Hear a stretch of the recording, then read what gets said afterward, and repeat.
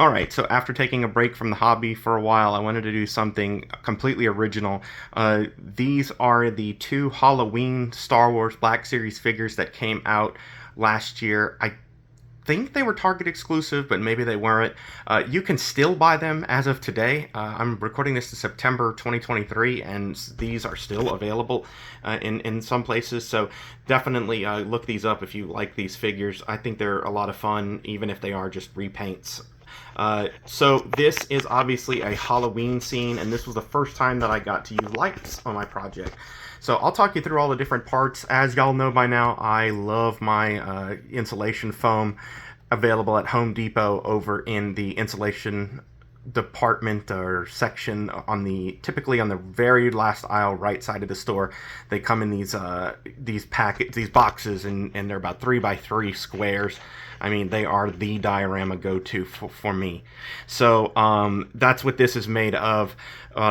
Lots more accessories going on here from my Ninja Turtles and Ghostbusters one, but let's talk about the back wall first. The back wall is simply popsicle sticks, and I stained them brown. It's just a brown paint, but what you do is you put the paint on and then you wipe it off with a paper towel after a few seconds.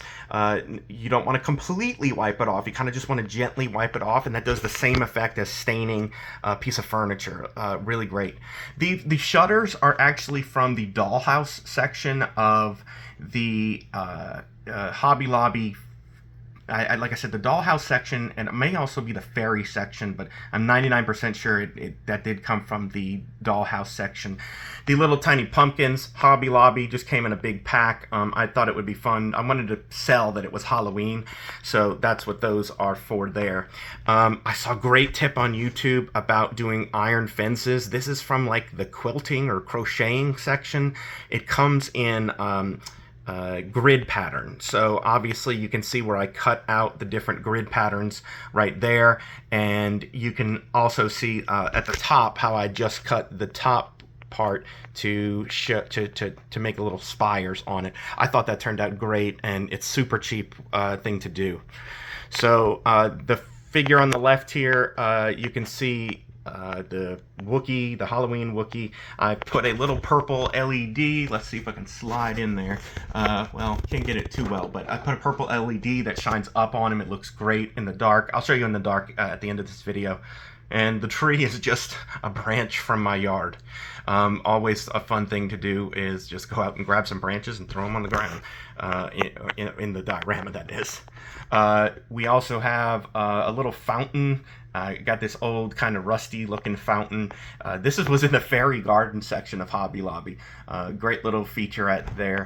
The grass is also fairy section of the Hobby Lobby, and then the little bushes behind him are the are from like the railroad sets, or there's, you got to check both by the floral department in Hobby Lobby as well as over by the train set, because there's different things. The fairy section too, of all places, has some really great diorama stuff as well. You can see I tilted the shutter back on that one. I wanted to add a little bit more character.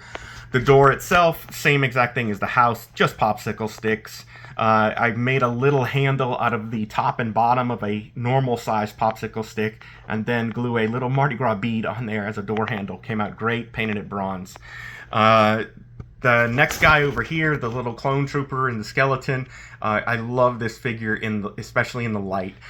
It doesn't glow in the dark, I wish it did, but it's still a really fun figure to go with this whole set here. And then I finally added some flicker bulbs there to the back, just to give it a little bit more character. There is a silhouette of a cat in the window there. I just printed a little black cat and put it behind the window. That was just for fun. When you do projects like this, and you can see I have mine on a Billy bookcase here, you need to make sure that when you're measuring, you leave enough space in the back for all your wiring, for whenever you're doing that wiring stuff.